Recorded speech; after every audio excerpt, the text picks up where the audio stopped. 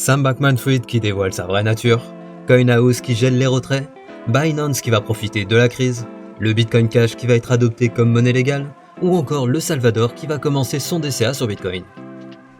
Bienvenue dans ce Daily Crypto où je vais vous résumer ces dernières actualités du monde crypto. Et comme d'habitude, si vous appréciez ce format, pensez aux commentaires et aux likes pour le référencement de la vidéo, et à l'abonnement ainsi que l'activation de la cloche pour être au courant des dernières actualités du monde crypto et blockchain. Et finalement, je vous invite à venir me suivre sur mon Twitter que vous retrouverez dans la description, et je vous rappelle que vous pouvez retrouver mon contenu en version ultra condensée sur mon TikTok que vous retrouverez également dans la description.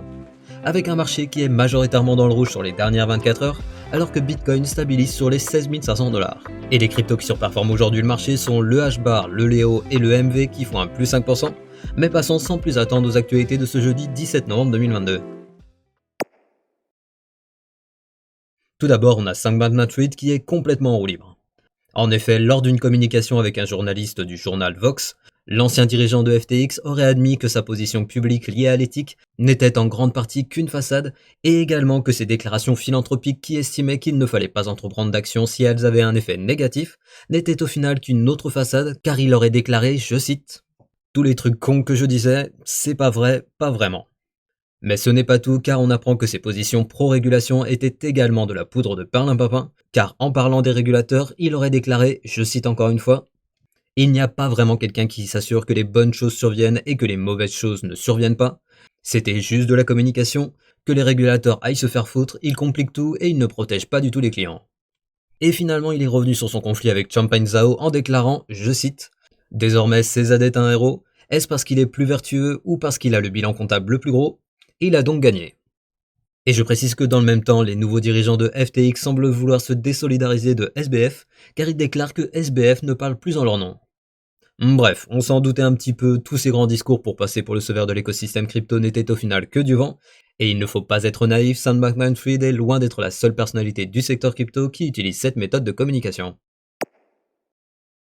Pendant ce temps aux USA, on a le comité de la Chambre des États-Unis sur les services financiers qui va organiser le mois prochain une réunion pour faire la lumière sur les événements de la semaine dernière qui ont mené à la faillite de la deuxième plus grosse place d'échange de crypto-monnaies. Et pour cette réunion, le comité a convoqué les acteurs concernés par cette affaire, c'est-à-dire Sam Bankman-Fried, les dirigeants de Alameda Research ou encore Binance. Le but étant de chercher à déterminer qui sont les responsables de la perte des fonds de millions de clients particuliers. Ensuite, toujours aux États-Unis, comme il fallait s'y attendre, les régulateurs vont profiter de l'occasion pour appeler une régulation plus stricte du secteur des cryptos. C'est en tout cas ce qu'a réclamé Janet Yellen, la secrétaire du Trésor américain, qui, en déplorant la débandade qui a eu lieu la semaine dernière, a déclaré qu'il y avait, je cite, « la nécessité d'une surveillance plus efficace des marchés crypto ». Il faut donc désormais s'attendre à une augmentation de la pression réglementaire sur les places d'échange centralisées dans les mois à venir. D'ailleurs, en parlant de place d'échange centralisée, on a la place d'échange française CoinHouse qui vient d'annoncer le gel temporaire des retraits jusqu'à nouvel ordre en raison d'une exposition indirecte à FTX, car ils ont une grande partie de leurs fonds sur Genesis Trading qui était elle-même exposée à FTX. Mais Genesis Trading, c'est quoi ? Eh bien, il s'agit d'une plateforme crypto qui propose des rendements à ses clients, et le truc c'est que comme elle était elle-même exposée à hauteur de 175 millions de dollars à FTX, ils ont finalement pris la décision de geler les retraits, mettant ainsi en difficulté leurs clients parmi lesquels on retrouve CoinHouse, la plateforme française. Mais heureusement pour les clients français, CoinHouse a pris la décision de prendre sur les fonds propres de l'entreprise pour couvrir les pertes de leurs clients si Genesis ne rouvrait pas les retraits, même si contractuellement ils n'en avaient pas l'obligation car d'après les conditions générales d'utilisation, ils étaient en droit de dire à leurs clients d'assumer la perte. À savoir que le dirigeant de CoinHouse, Nicolas Louvet, a déclaré, je cite, « Il faut à tout prix éviter le phénomène de contagion, sinon on assistera à un effet de boule de neige sur l'écosystème qui touchera tout le monde. » Donc au final, pour les personnes parmi vous qui ont des fonds chez CoinHouse, vous devriez a priori être capable de les retirer prochainement, mais par contre, on n'a pas encore de date. Et d'ailleurs, en parlant de Genesis, on a Changpeng Zhao qui serait actuellement en train de chercher des informations sur l'état de leur bilan, car il serait intéressé par un potentiel rachat des actifs de près de Genesis. À savoir que dans leur rapport du troisième trimestre de 2022, ils ont répertorié des prêts d'actifs d'une valeur de 2,8 milliards de dollars. Mais Binance ne serait pas le seul à être intéressé, car on a également le market maker B2C2 qui se montre intéressé par le rachat de ces prêts pour, je cite, « pallier au manque de liquide actuel » et ainsi limiter les faillites en cascade.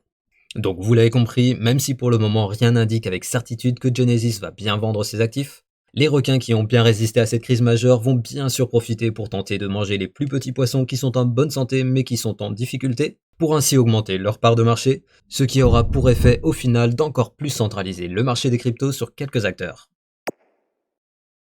Et ce n'est pas tout car il semblerait que Binance US, la filiale américaine de Binance, aurait pour ambition de racheter les actifs de Voyager Digital qui avaient déjà été rachetés par FTX, mais suite à la chute de la plateforme, ils sont désormais en recherche d'un nouvel acheteur.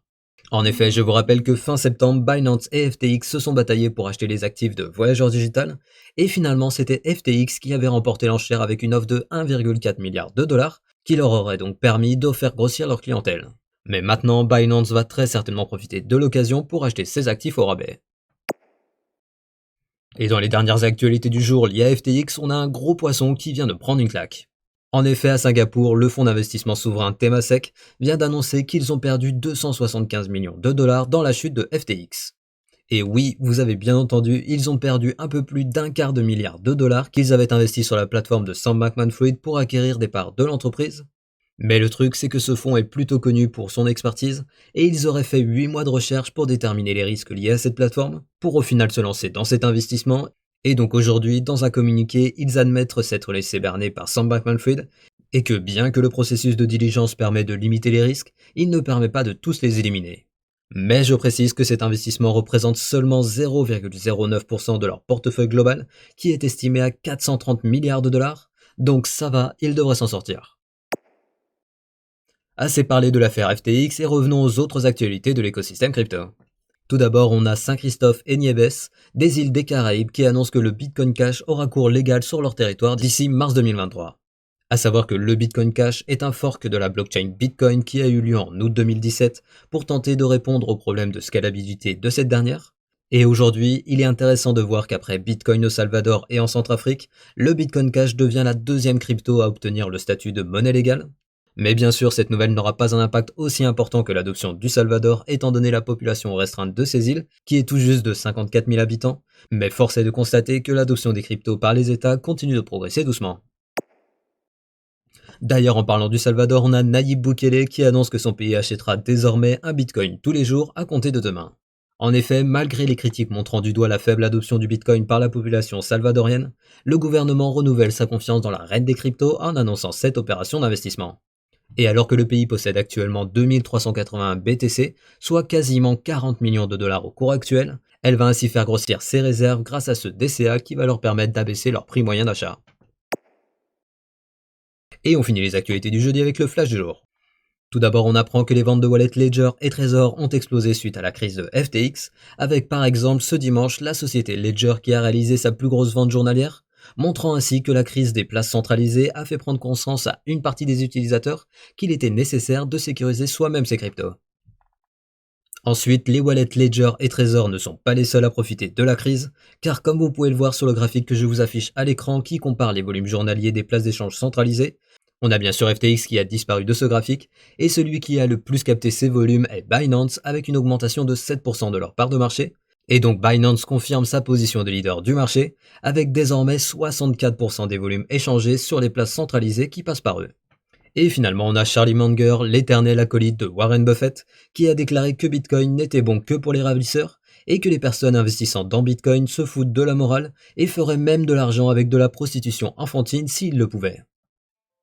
Ainsi se termine le Daily Crypto du jeudi. Je vous invite à venir me suivre sur mon Twitter que vous retrouverez dans la description, et je vous rappelle que vous pouvez retrouver mon contenu en version ultra condensée sur mon TikTok que vous retrouverez également dans la description. Et comme d'habitude, pensez au like pour le référencement de la vidéo, et à l'abonnement ainsi que l'activation de la cloche pour être notifié dès que je sors une nouvelle vidéo. Et je vous dis à demain pour un nouveau Daily Crypto.